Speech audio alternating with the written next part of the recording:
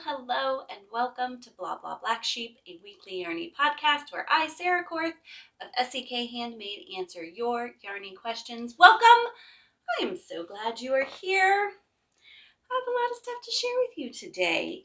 I got some really great questions about photography, so we're going to start kind of like going through them. I'm trying to make a plan, and then we're going to stop for a quick minute and then probably go back to them.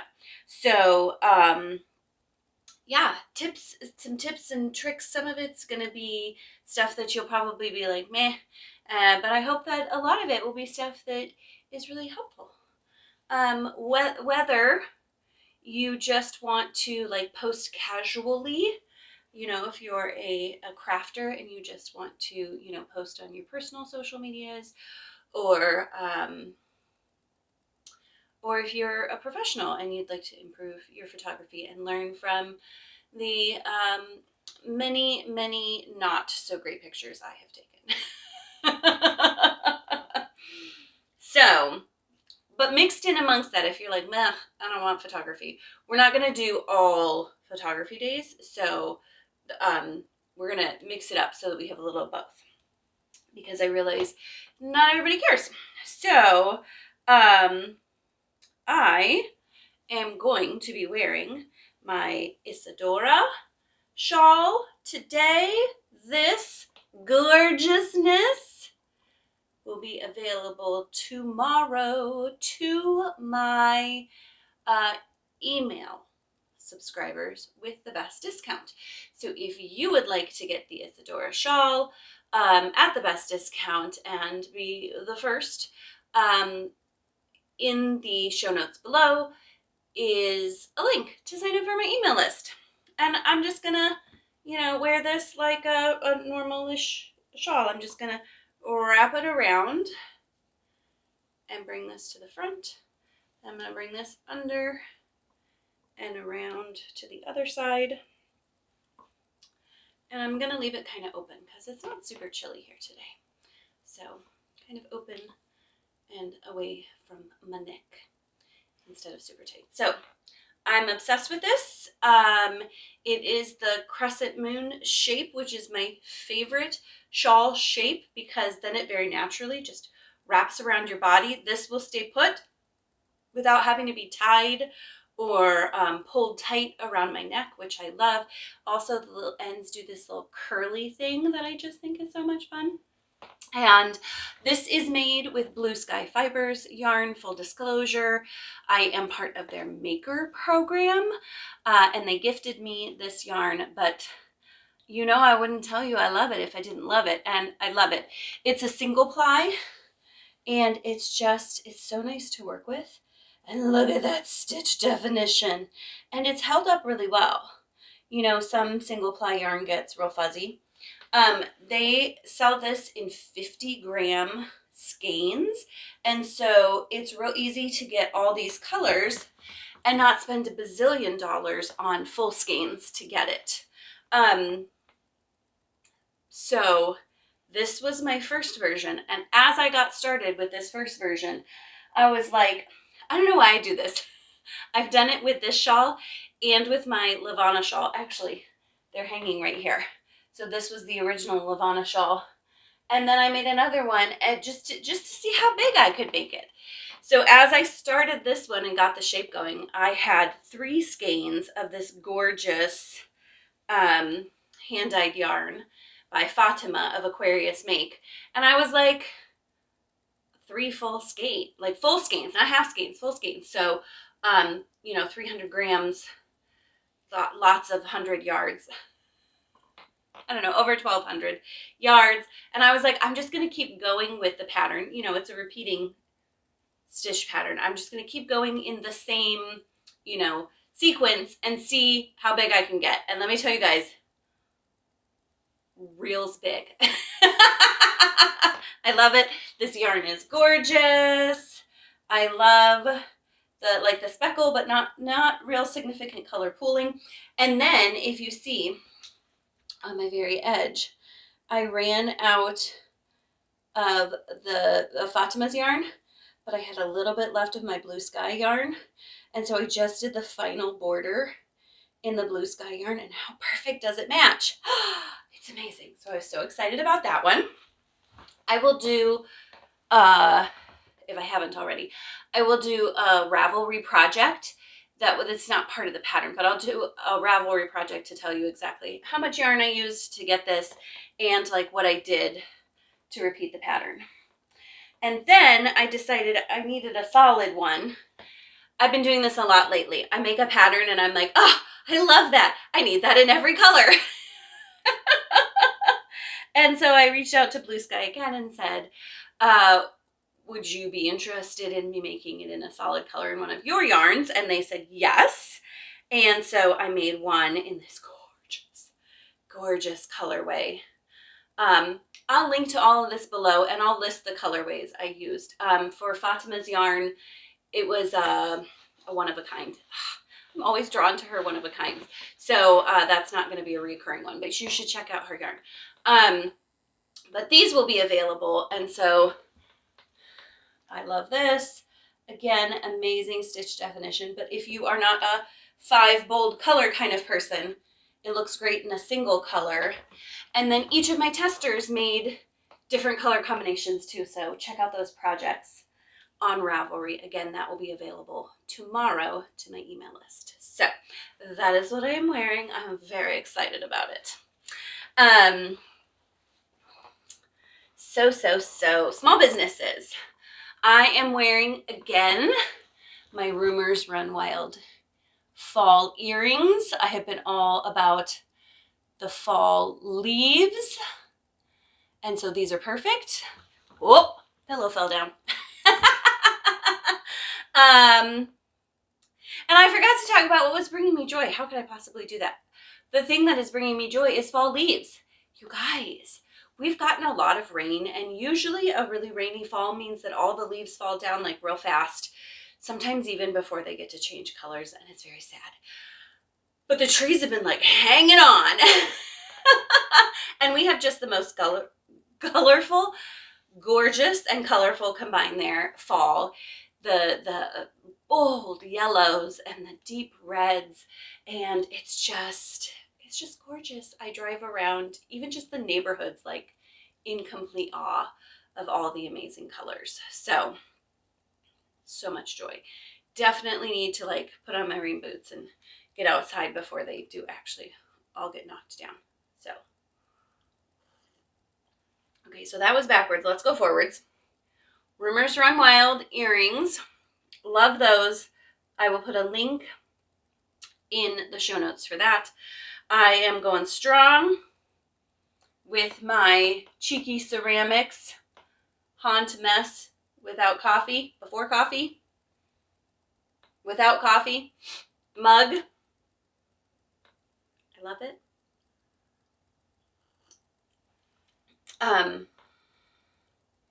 Rin reached out to me when they saw my Nolan cowl, which I was wearing on last week's podcast, or you can check out the pattern in Ravelry. They saw that and they were like, do you ever do commissions? Which my general answer is no.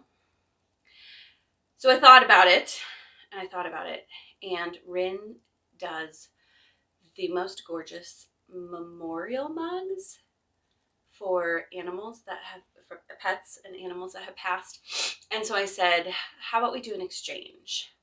I will make you the cowl if you will make me a memorial mug for my 2 dogs that had passed. And they said yes. And I said yes. So we agreed on some yarn. I still have to send her pictures of Duncan and Cooper. And they're going to make me a memorial mug with Duncan on one side and Cooper on the other. I'm so excited. So I may need to clean out my cupboards to find room for all my mugs, but that's okay. And then small businesses yarn people. So Blue Sky Fibers, I think, is often thought of as a big yarn company, but they're really not. It's a small group of people out of Minnesota who run it, and they are lovely. I've worked with them on several things, and they just are really kind and wonderful and great to work with. So that's all of this yarn. And then Fatima of Aquarius Make is this yarn. Love and highly recommend. Oh, good.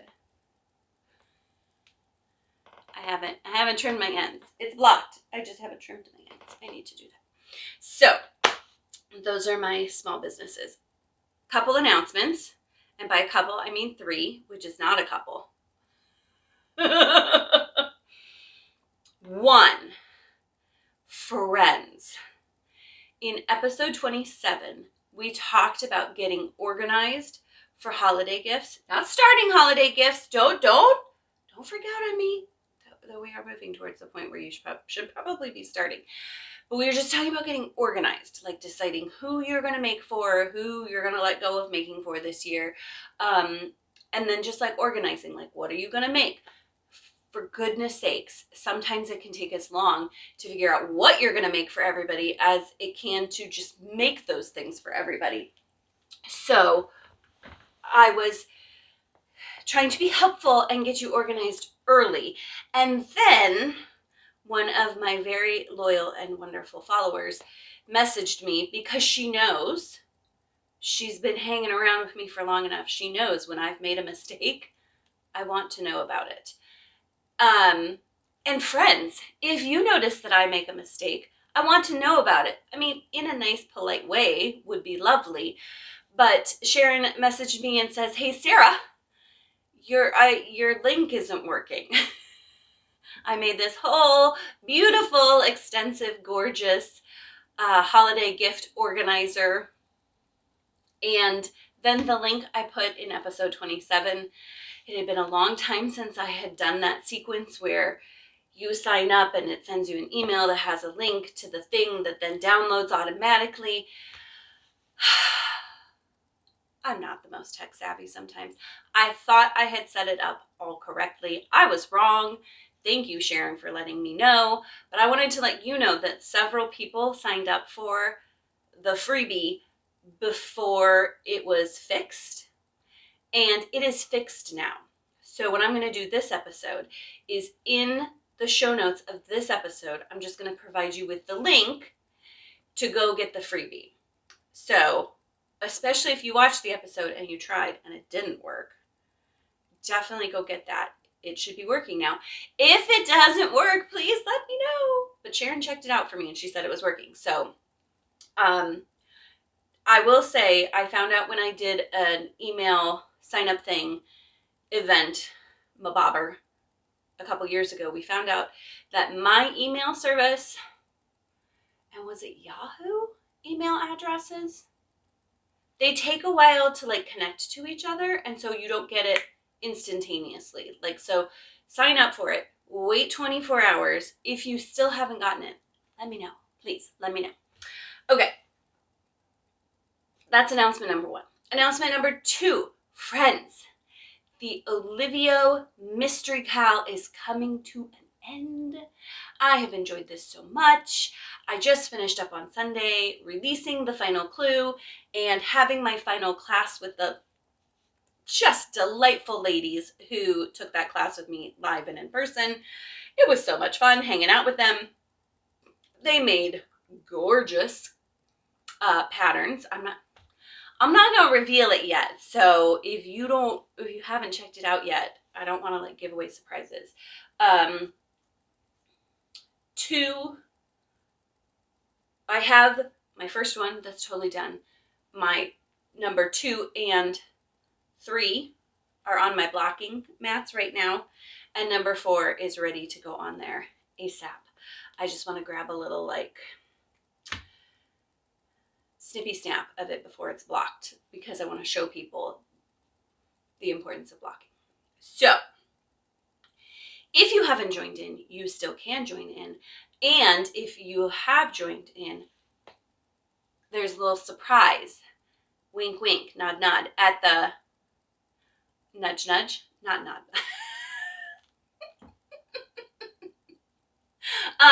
There's a little surprise on the second to last page of the latest update.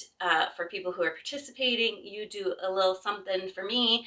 I'm gonna give a little free pattern to you. So be sure to check that out and get that done by October 29th. You finish that by October 29th and I will give my little freebie. It's a pretty quick pattern, so if you haven't joined in yet, you could still purchase the pattern today. Probably not order yarn. You'd probably have to either buy it locally or pull from your stash, but you could probably still get it done by Sunday and join in, get the little freebie that I'm offering. That's announcement number 2. Announcement number 3, the Crochet Cancer Challenge is still going on. Be sure to check out Christine's blog and all the wonderful hats that are being offered. It's a free pattern in exchange for you promising to use that pattern to make a hat and donate it to a good cause of your choice. So could be a shelter, could be a local school, could be a cancer center. So could be, I've had several people, and guys, you know that this means so much to me. Several people who said, okay, I'm not going to cry, who said that they got my pattern. They know they have a friend or family member, or a friend and a family member, some of them, who are going through cancer treatment currently, and they're going to make my hat for that friend or family member. And that means just the world to me. So thank you. But don't miss out. Don't miss out on the Crochet Cancer Challenge. Okay, that is all the announcements. So let's talk questions. All right. If you have a question related to something we talk about today or unrelated to something we talk about today, there's a link in the show notes below for you to leave your own question. It's totally anonymous, and you just leave it and I'll answer it. I am well aware that there are some questions that have been answered a while ago that I haven't gotten to just yet. I do plan on getting to them, so hang with me. Hang with me. We'll get there. It'll be great. All right. Question number 1. I enthusiastically started a granny square project, crocheting over and snipping off my ends. Now that I'm joining the squares together, they have started to unravel. Is there help, or do I just need to start over? Oh, you guys, that's awful, but not uncommon. My friend Ashley made a whole granny square blanket, and I think what happened, this was a while ago, so I'm not sure I'm remembering the details perfectly, but I think what happened, she made all of her squares, she was seaming them together, and same sort of thing. She hadn't secured the center of them really well, and they started to unravel from the center out. Oh, it makes me so sad to think of all the work that went in for something to be falling apart before you've even finished it. So here are my suggestions. 1, oh dang, I was gonna bring, I really gotta look at these things before I may go grab something real quick. So I'm going to start by talking about, I'm going to say A, do you need to start over? It depends. It depends on how much they've unraveled. If you can salvage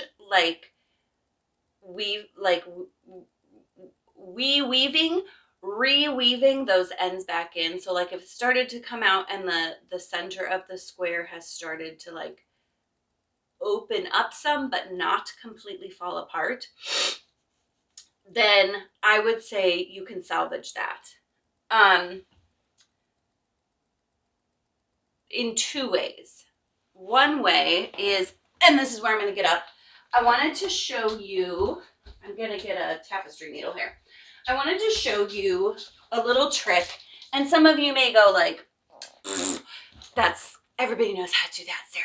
But I don't know that everybody does. So I'm going to show you anyways.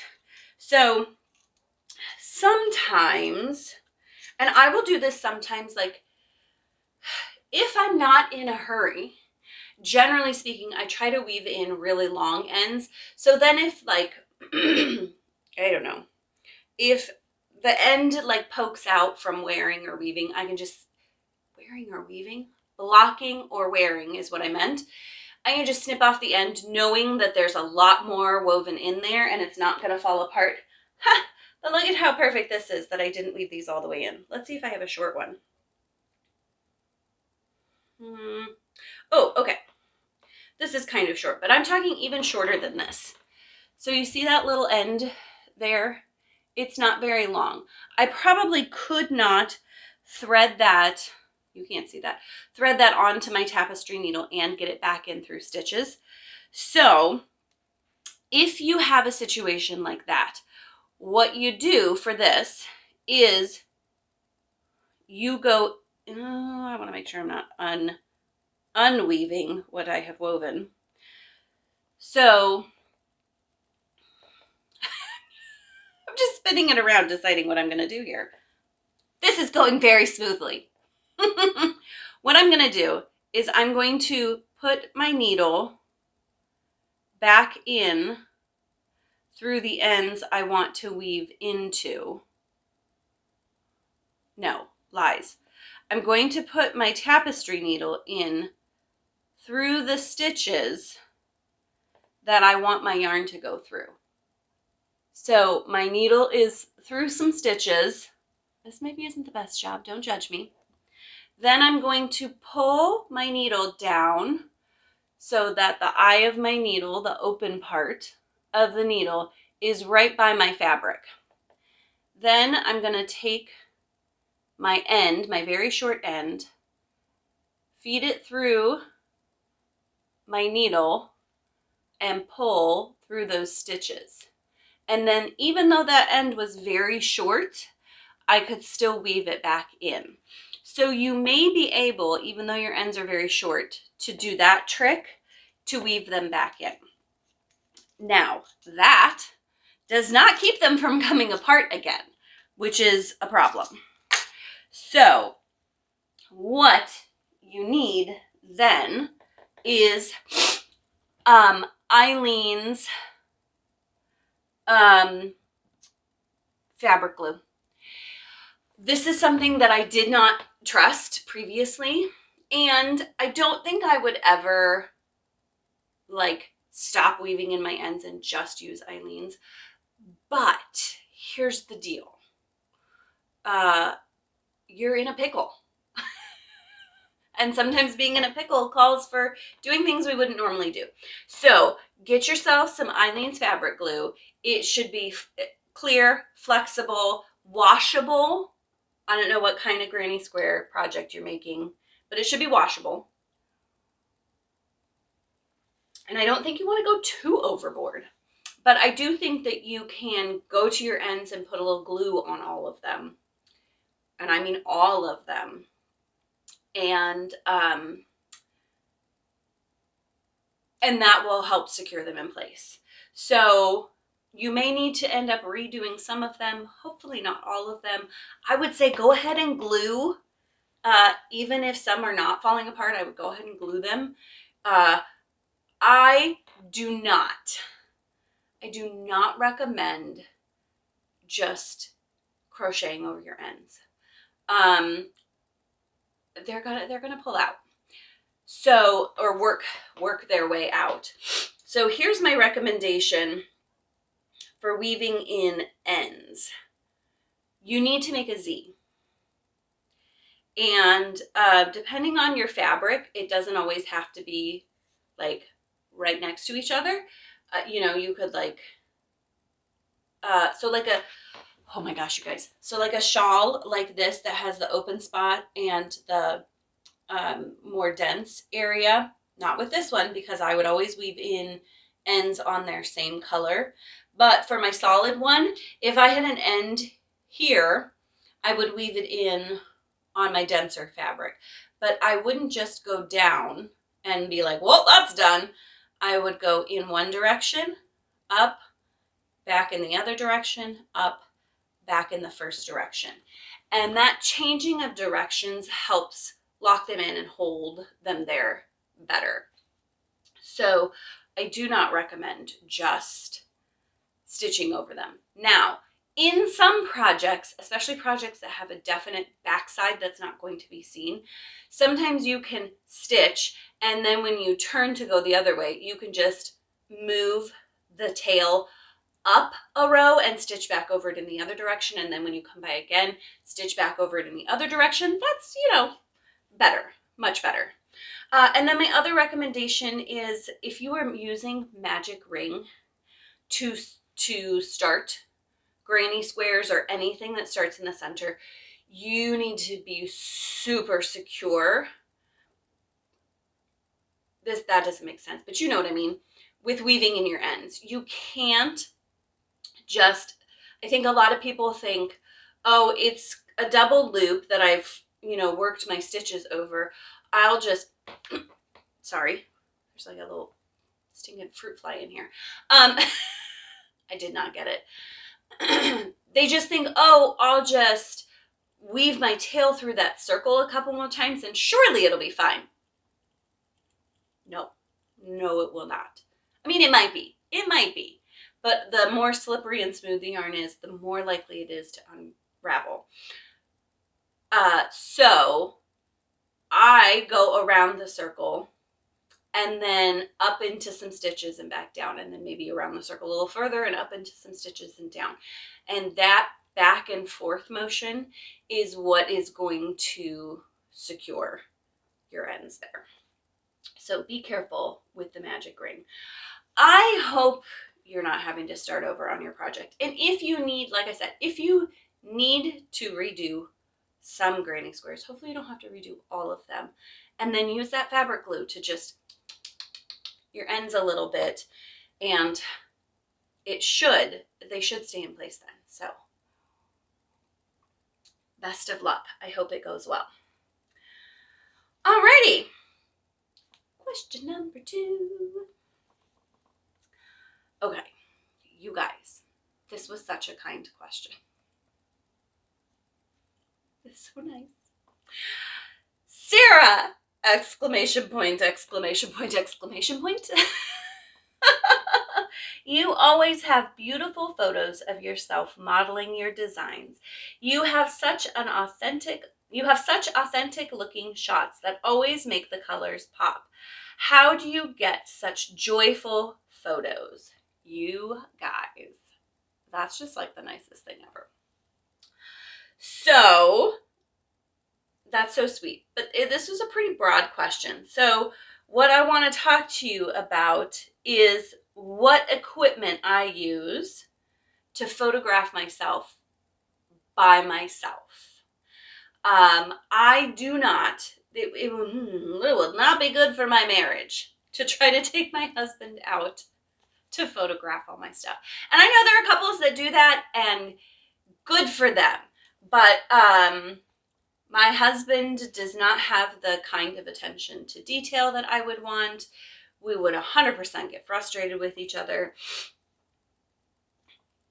And the other day, I don't know, a week ago, 2 weeks ago maybe, I did pictures of a whole bunch of designs. I literally spent all day doing that. We can't spend one of our weekend days doing that. So we don't. I have figured out how to photograph myself by myself. So let's talk about what I use to do that.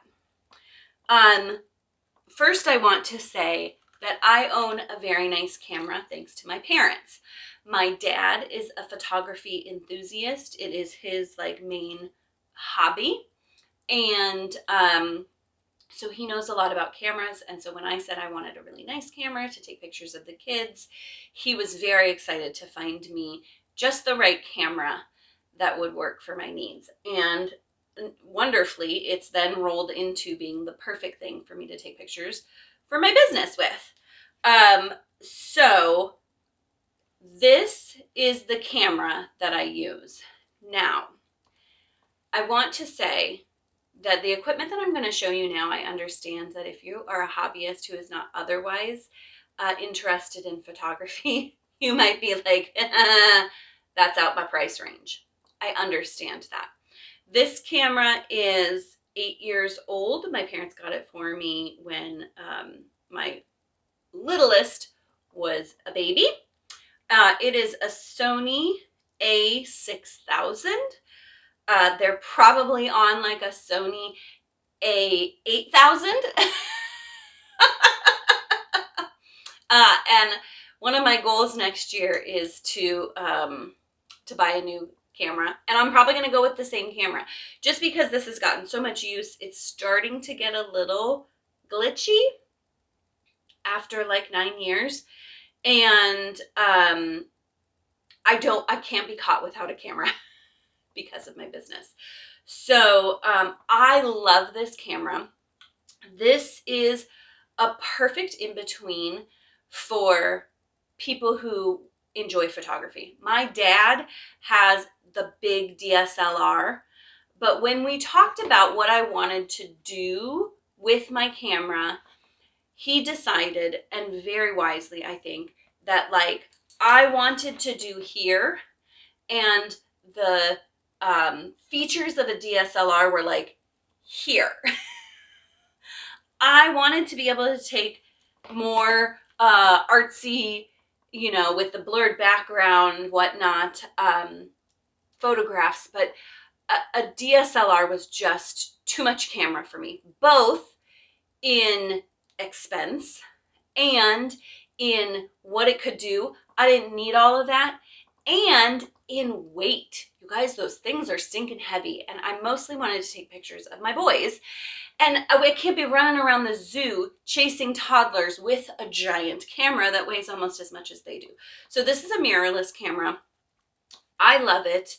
I got it or we chose this one together because it has all the features that I wanted. I can shoot in manual mode. I can really work the camera. It has different, I have not done a lot with learning about different lenses, but the lenses come off so I can shoot with different lenses if I choose to do that.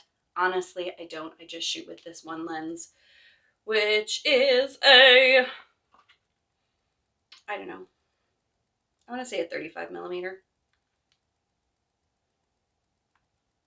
I don't know for sure though. Sorry. So I use this very nice camera. I shoot in manual mode. I shoot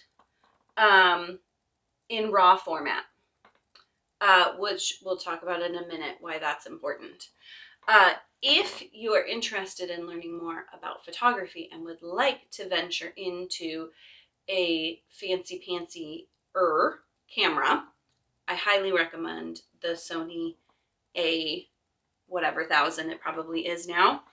And then I recommend, and this of course was recommended to me by my dad, or was it another photography guru? I don't know. This was recommended to me when I started learning. It's a book about understanding exposure, and it helped me learn how the camera works so that I could make the camera work for me. So I definitely recommend checking that out. I did not read it cover to cover, but it's a great reference book to, and there may be an updated, that's the 3rd edition, but I bought that 9 years ago when I got my camera. So it's highly possible that there's like a 10th edition now with updated information. But that really helped. My other equipment that I use is a tripod. I'm very bad. I try sometimes, and I'm very bad at it because I'm a short person, and so my arms are very long. I can't just hold the camera and take a picture of myself, so I use a tripod. This is nothing fancy. It's an S-Pod 203 AP by Vanguard. I don't know. I'll find it or something similar and link below. Same with the book, the camera, all the things. So if you want to check them out and just see. maybe ask for something for the holidays or a birthday or something. So tripod, camera, my phone. So here's one of the super cool tricks that I learned about my camera. My camera can talk to my cell phone. I'm pointing here because I record on my cell phone. It has an app so that the camera and the phone talk to each other. And so I set up my camera from behind. I look at what's going on. And then I connect my camera to my phone. And then I can use my phone to see what my camera is seeing. I cannot tell you how many times before I figured out that they could connect, that I would have pictures of me like half off frame because I didn't realize that the camera couldn't see me. Taking pictures took a lot longer before I figured that out because I was always kind of guessing what could be seen and how did I look. So with that app, not only can I see that I'm in frame, but I can also see that when I do, I don't know if I'm going to be able to show you. I don't know. If I do this, I'm very much in shadow, but when I do this, there's light on my face. Or every once in a while, I'll see that like the way that I'm turned, there's like a weird spot that's like a shadow that if I just turn my face a little bit, it's not there. So, okay, how about this? Do you see that shiny spot on my cheek? That might be a little intense, but if I turn, it's not there. And instead of taking 30 pictures going before I get that right one, I can just see visually what my camera sees and make adjustments. Or like I see that like my shawl is flipped funny or my hair is sticking up. I can see all of that before I take the picture. It is golden. So, that's how I take my pictures of myself modeling by myself. How do I make the colors pop? So let's talk, I'm gonna back up. Boop, boop, boop, boop, boop. Joyful pictures. This is something I decided from the beginning-ish, that I wanted, there was a lot of pictures, I don't know, when I started on the Instagrams and with my business several years ago, there was a lot of like very avant-garde, serious, like, I don't know, just real serious, kind of cold, kind of like everything is perfect and pretty. And I thought, well, I mean, those are lovely and pretty pictures. But one of the things that I value is the joy in what I make. And so when other people were, here's the thing, I never do the thing the right way. Everybody else when I started was doing all the neutrals and the warm tones. And I'm like, nope, bright and bold and cool tones. Everybody was doing the very stoic. And I was like, nope, laughing and having fun. So I very intentionally decided that I wanted my pictures to communicate joy. Do I always feel joy when it comes time to take the pictures? No. But it is something I value, that I communicate with my body the joy that my craft brings me. So sometimes I have to power through, but for the most part, I do really enjoy it. Over the years, I've gotten better at taking pictures of myself and feeling more confident in the pictures I take. So practice, practice, practice, practice, practice. You have to practice to get better at it. And so I make a choice. Am I perfectly smiling in all of my pictures? No. But do I choose to smile in most of my pictures? Yes. When I'm taking pictures of myself, my phone acts as a remote for my camera. And then my camera has, like most cameras do, a little light that flashes right before it takes the picture. So there's like a 2-second delay or something like that, which depending on how well the camera and the phone are communicating with each other, it can be a little bit longer.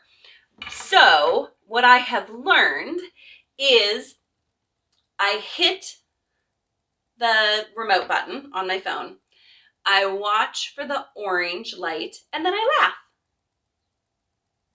And even if I'm not like, ha ha ha, and that's what I'm smiling and laughing. Sometimes I will just even blow air, like, instead of like a full out laugh. But all of that puts my face in the position that my face is in when I laugh. I like my smile, I like laughing, and so that's easier for me. So, but friends, I don't love everything about my physical appearance. So this is not a matter of me being like the most body positive, yay person in the world. But I have decided that I cannot afford to photograph other people. I can't hire models. And B, I want a person. I want you to see what it looks like worn on a real normal person. Real normal, big bodied person. So that's important to me. Let's talk editing. Another expense that I have chosen to take on is Lightroom. I actually purchased I don't think I purchased the whole, but I purchased a bundle of the Adobe products, and one of them is Lightroom. Lightroom is my choice for editing photos. My dad uses Photoshop. Again, I think that's the difference between like he's real in deep and knows what he's doing, and I just want to make things look a little prettier. You can do so much with Photoshop, but I find Lightroom to be much more user-friendly. So that's what I use. It is an investment. We will talk next time about how to get better results without the fancy camera and the expensive editing equipment. So stick around for that. But I shoot in RAW, which gives me the most data in my pictures. It makes my files very large, but that large file size allows me the most nuance in my editing. So if you've been shooting,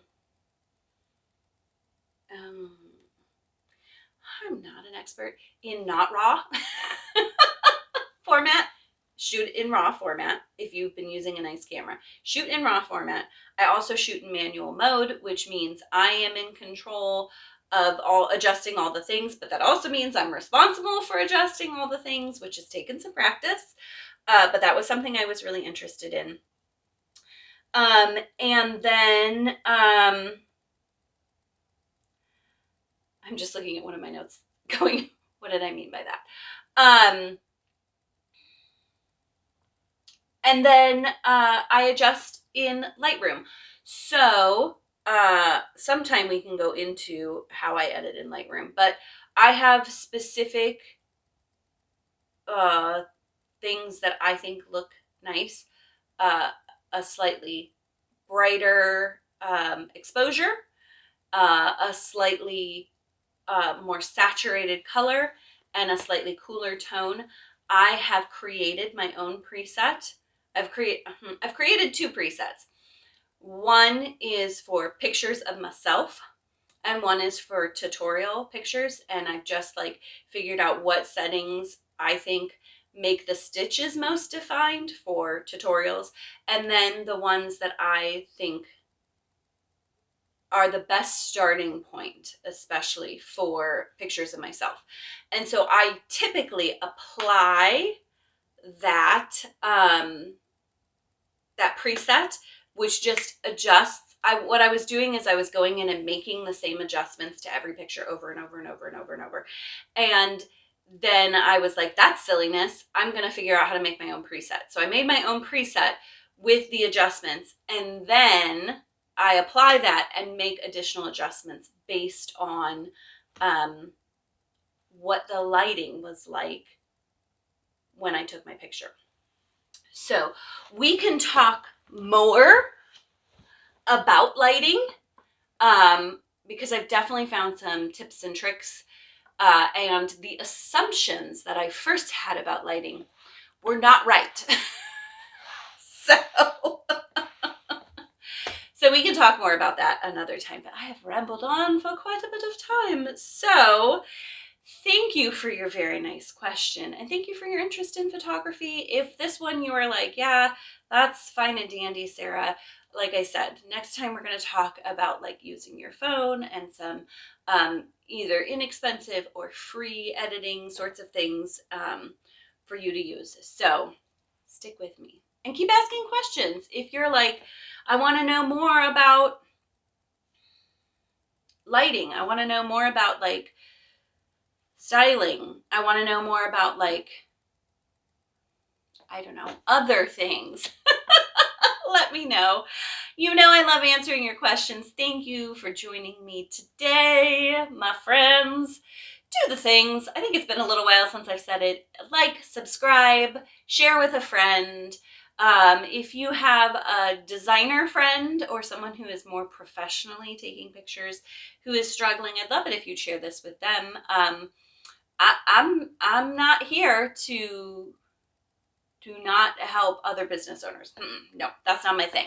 So I'm happy to help other people who own their own businesses improve their techniques and make it easier for them, because you know we're all one big community and there's room for everybody. So anyways, I hope you have a marvelous week and happy crafting.